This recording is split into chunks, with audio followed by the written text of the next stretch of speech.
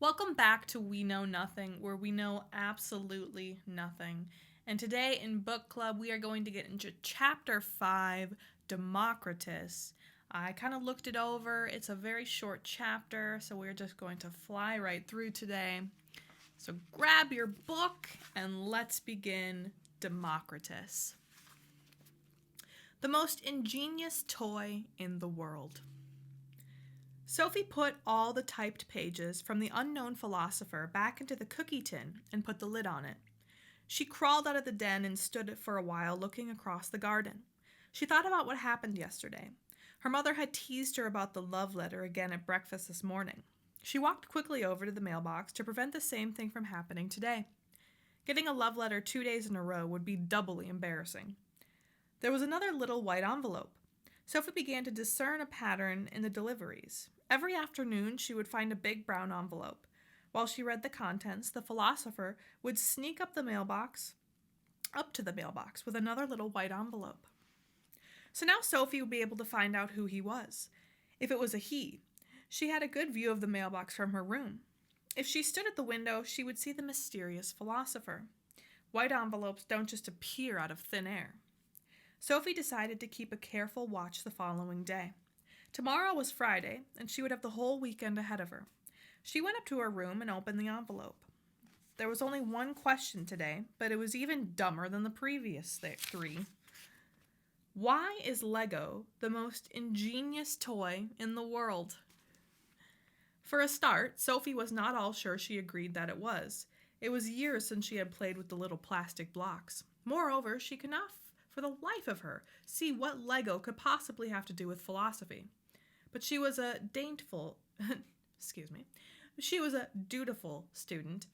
Rummaging at the top shelf of her closet, she found a bag full of Lego blocks of all shapes and sizes. For the first time in ages, she began to build with them.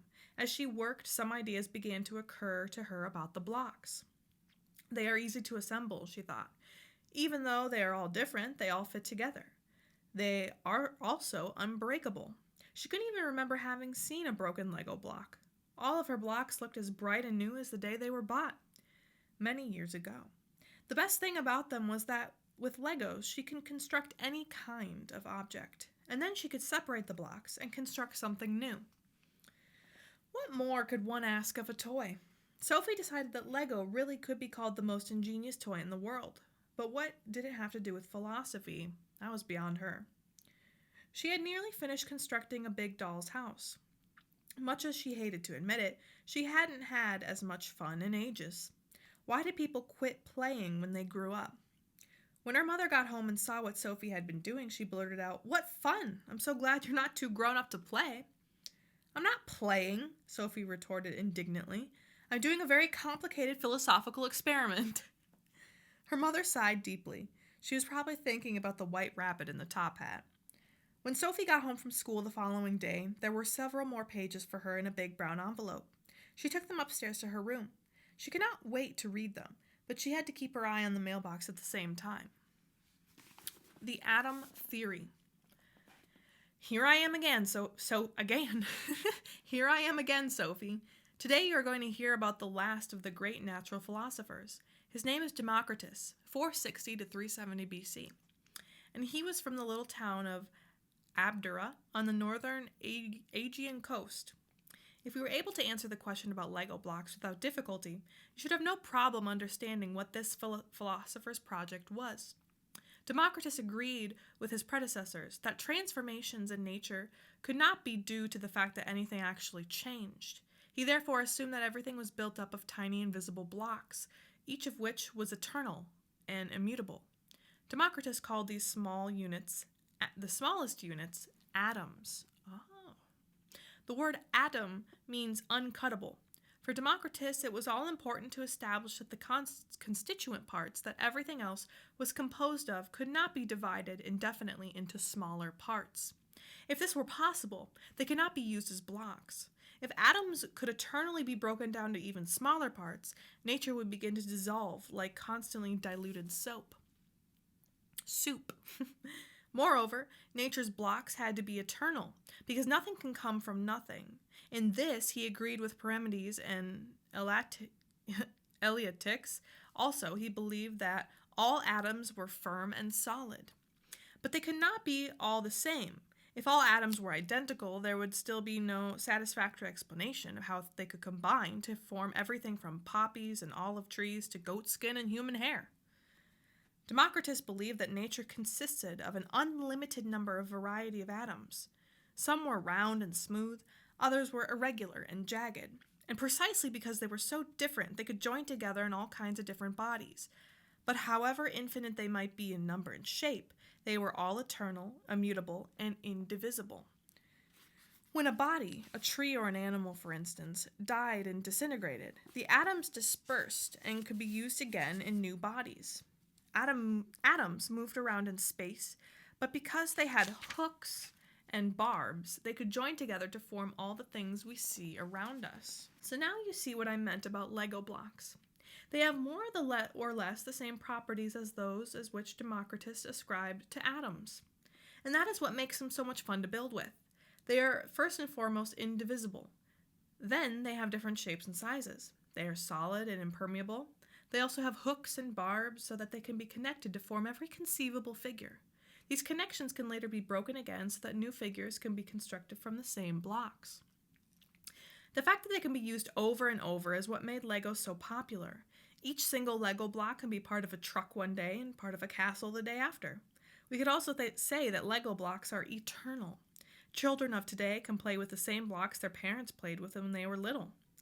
We can form things out of clay too, but clay cannot be used over and over because it can be broken up into smaller and smaller pieces. These tiny pieces can never be joined together again to make something else. Today we can establish that Democritus' atom theory was more or less correct. Nature really is built up of different atoms that join and separate again. A hydrogen atom in a cell at the end of my nose was once part of an elephant's trunk. A carbon atom in my cardiac muscle was once in the tail of a dinosaur. In our own time, however, scientists have discovered that atoms can be broken into smaller elemental particles. We call these elemental particles protons, neutrons, and electrons. These will possibly someday be broken into even lesser particles, but physicists agree that somewhere along the line there has to be a limit. There has to be a minimal part of which nature consists. Democritus did not have access to modern electronic apparatus. His only proper equipment was his mind, but reason left him no real choice. Once it accepted that nothing can change, that nothing can come out of nothing, and that nothing is ever lost, then nature must consist of infinitesimal blocks that can join and separate again. Democritus did not believe in any force or soul that could intervene in natural processes. That only thing existed, he believed, were atoms and the void. Since he believed in nothing but material things, we call him a materialist. According to Democritus, there is no conscious design in the movement of atoms. In nature, everything happens quite mechanically. This does not mean that everything happens randomly, for everything obeys the inevitable laws of necessity. Everything that happens has a natural cause, a cause that is inherent in the thing itself. Democritus once said that he would rather discover a new cause of nature than be king of Persia. The atom theory also explains our sense perception, thought Democritus. When we sense something, it is due to the movement of atoms in space. When I see the moon, it is because moon atoms penetrate my eye. But what about the soul, then? Surely that could not consist of atoms, of material things? Indeed it could. Democritus believed that the soul was made up of a special round, smooth soul atoms. When a human being died, the soul atoms flew in all directions, and could then become part of a new soul formation. This meant that human beings had no immortal soul, another belief that many people share today. They believe, like Democritus, that soul is connected with brain, and that we cannot have any form of consciousness once the brain disintegrates. Let's pause for a second. Let's take that. Soul connected with brain. Do you personally believe that your soul is from your brain? Or do you think that the soul maybe is from somewhere else in the body? Maybe the heart? Maybe it's just not even in anything or from anything. Maybe it's just something that's unexplainable. Or do you really think that strictly our soul is from our brain? Hard to say. Democritus' atom theory marked the end of Greek natural philosophy for the time being. He agreed with Heraclitus that everything in nature flowed, since forms come and go. But behind everything that flowed, there were some eternal and immutable things that did not flow. Democritus called them atoms. During her reading, Sophie glanced out the window several times to see whether her mysterious correspondent had turned up in the mailbox. Now she just sat staring down the road, thinking about what she had read. She felt that Democritus' ideas had been so simple and yet so ingenious. He had discovered the real solution to the problem of basic substance and transformation. This problem had been so complicated that philosophers had gone around puzzling over it for generations. And in the end, Democritus had solved it on his own by using his common sense. Sophie could hardly help smiling. It had to be true that nature was built up of small parts that never changed. At the same time, Heraclitus was obviously right in thinking all forms of nature flow, because everybody dies, animals die, even a mountain range slowly disintegrates. The point was that the mountain range is made up of tiny, indivisible parts that never break up. At the same time, Democritus had raised some new questions.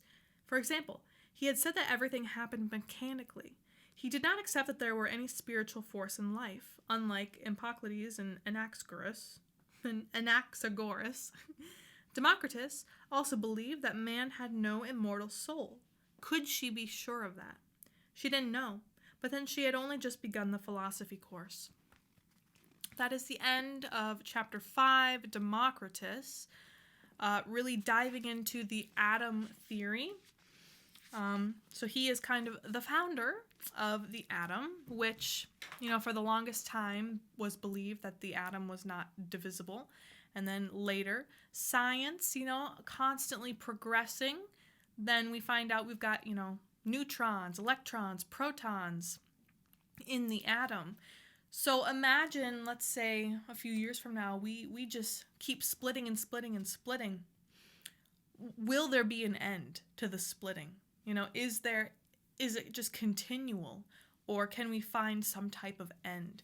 And if we do, what does that say about science and about just the substance of everything, right? What does it say?